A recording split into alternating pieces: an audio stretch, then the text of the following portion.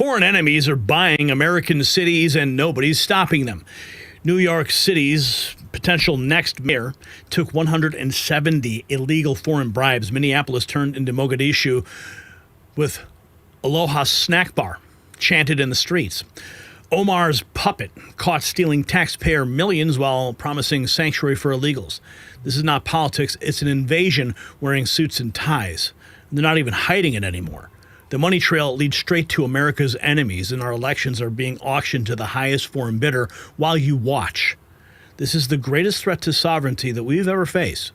And what's happening in these cities will spread to yours next. So wake up before it is too late. But first, as many investors have seen recently, exploration companies are looking south, with U.S. policy becoming friendlier towards domestic supply of critical metals. U.S. copper prices have soared after recent threats of a 50% import tariff, highlighting the value of domestic sources. Could District Copper Corp be lining up for that kind of a role? Well, the company recently secured a U.S. market listing, and that move alone points to a bigger vision ahead. District Copper is advancing its copper projects, positioning itself as a gateway for supplying the copper that powers U.S. infrastructure, clean energy, and advanced technology. With copper hitting 16-month highs, rising supply demands, and growing uncertainty due to the potential closure of one of the world's largest copper mines in Indonesia, domestic production is more important than ever. Against this backdrop, and with a new U.S. listing, District Copper Corp could be setting the stage for further growth and potential expansion into key U.S. states renowned for strategic minerals. The company is building its future around one of the most essential metals of our time, positioning itself for what comes next.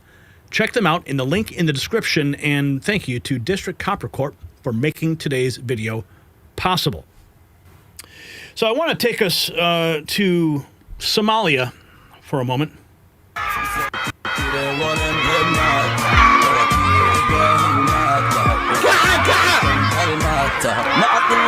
No, actually, that's not Somalia. That was Minneapolis. My bad. Speaking of Minneapolis here, this is potentially the next mayor of Minneapolis. It looks like that kid from those commercials, you know, with the fly in his eye. Looks like he grew up and came to the United States. As well as the mayor. Hello, everyone. Senator Omar Fateh here, candidate for mayor of Minneapolis. We are here at the Target Center today for the DFL endorsement for the Board of Estimate and Taxation, park boards, as well as the mayoral race.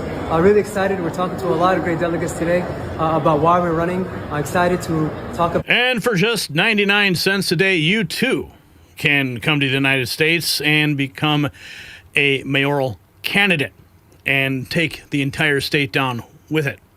Yeah, that's your taxpayer dollars right there. Allahu Akbar is not being chanted in the Middle East. This is Minneapolis, Minnesota.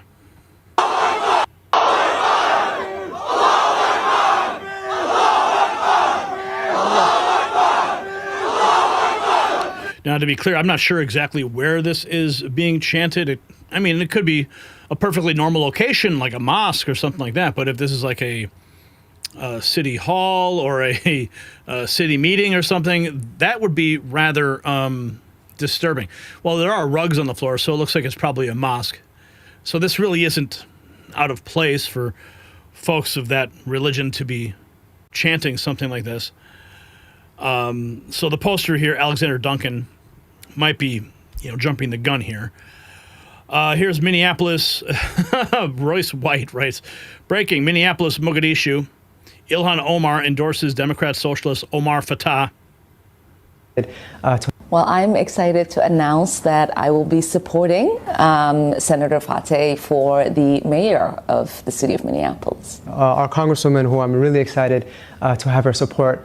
And with that, Congresswoman Ilhan Omar put her stamp of approval on a grateful State Senator Omar Fateh, who envisions a city that is more equal. Minneapolis seems to be a tale of two cities, one for the wealthy and the well-connected, and the rest of everyone else. The Congresswoman believes the 35-year-old senator, a Democratic socialist, can lead with a progressive agenda.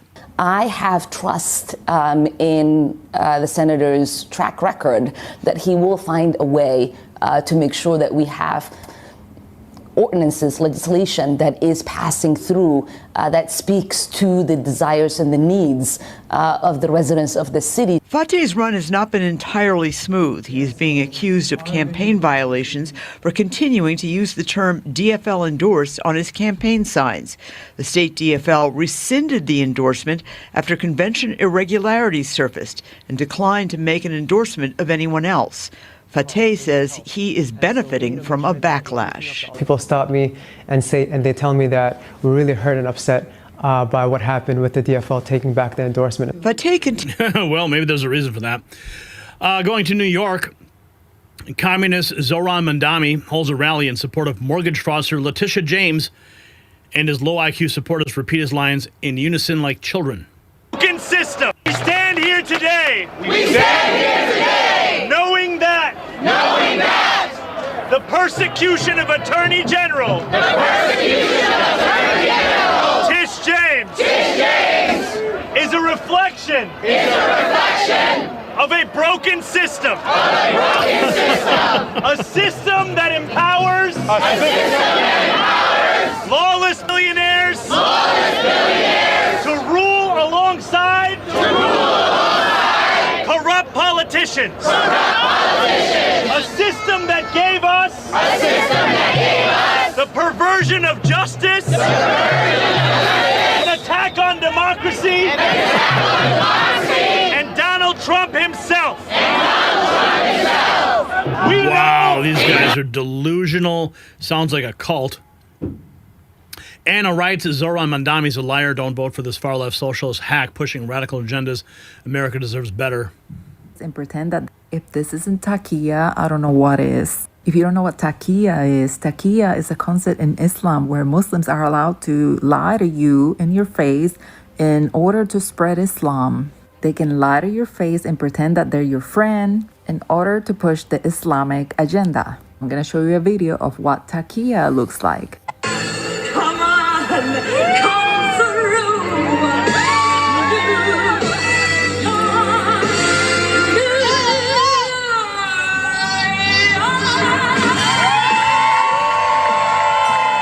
Look at his smile. He's like, and the Oscar goes to Zohran Mamdani. Yes. What an act. Like, if you're gonna tell me that that's not good acting, I don't know what is. But he's a self-declared practicing Muslim. He's been to the masjids and he's on video going around New York City campaigning in Muslims' masjids. You've seen him at the mosque, but he's playing the role of an accepting Muslim, an open-minded Muslim, a woke Muslim, watching a cross-dresser singing, which in their religion that is haram. Yeah, so if you vote for this man because he's promising you things, know that he's lying to you. He's doing taqiyya. But I don't know. I fear that New York City is too far gone. Yeah, I think New York is toast. Here's a leftist in New York City revealing the ignorant reasons she's committed to supporting Zohran Mamdani. Says he wants to make a sustainable future, yet admits he supports socialist policies. Socialism never worked in history. Breaks for wealth. Let me give him to you. That he's your guy. I really believe in his vision. I think that he really cares for the people and just wants to make a sustainable future. We seemingly have a limitless budget for things like policing and I don't know, tax breaks for wealthy individuals, but when there has to be money for things that support more people. There's a lot of stuff in his social media background that, you know, a lot of New Yorkers are sort of feeling unsure about.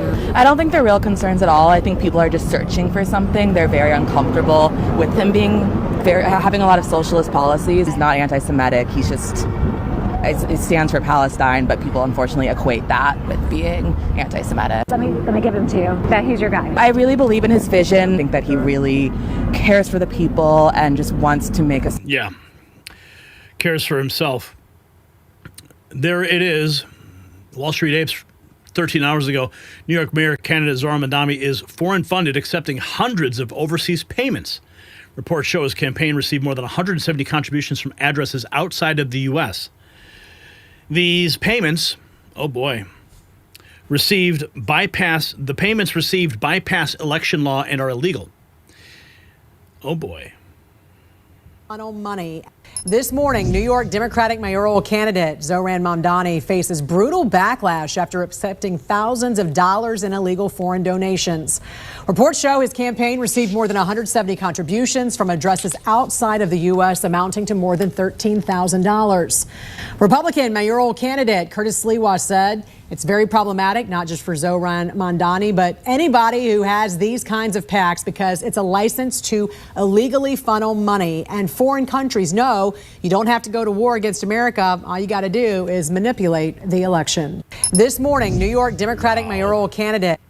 And what'll happen? Probably nothing. Juanita Broderick posting this: New York white citizens are screwed if this crazy commie gets elected. She posted this 8 hours ago. Mamdani admits that he wants to hit white neighborhoods with higher taxes. That is just and realize there's a policy proposal that says your plan, and I'm going to quote it for folks, is to shift the tax burden from overtaxed homeowners in the outer boroughs to more expensive homes in richer and whiter neighborhoods. Explain why you are bringing race into your tax proposal. That is just a description of what we see right now. It's not driven by race. It's more of an assessment of what neighborhoods are being undertaxed versus overtaxed. So no plans to change that language on your website. The focus here is to actually ensure a fair property tax system, and that the use of that language is just an assessment of the neighborhood. And realize there's a policy proposal. It's an assessment of the neighborhood. Oh, yeah. If you got value from this report, tap subscribe. My final thought is next. So this is foreign election interference happening in broad daylight. New York City's Zohran Mamdani, caught red-handed with over 170 illegal overseas payment. In Minneapolis, Omar Fateh openly brags about protecting illegals while his wife's company collapses in a fraud scandal after looting taxpayer funds. These are not candidates, they're foreign assets wearing American suits. They hold communist rallies where crowds chant in unison like robots. They promise to defy federal law and turn our cities into sanctuaries for criminals. And the money trail leads straight back overseas to people who hate everything America stands for. This is what happens when we stop enforcing election law. Foreign interests buy local politicians, and suddenly Minneapolis looks like Mogadishu. So here's my question. Should candidates who take foreign money face immediate arrest? Yes or no? Tell me below. And show you are America first. Check out our merch shop at shop.nextnewsnetwork.com.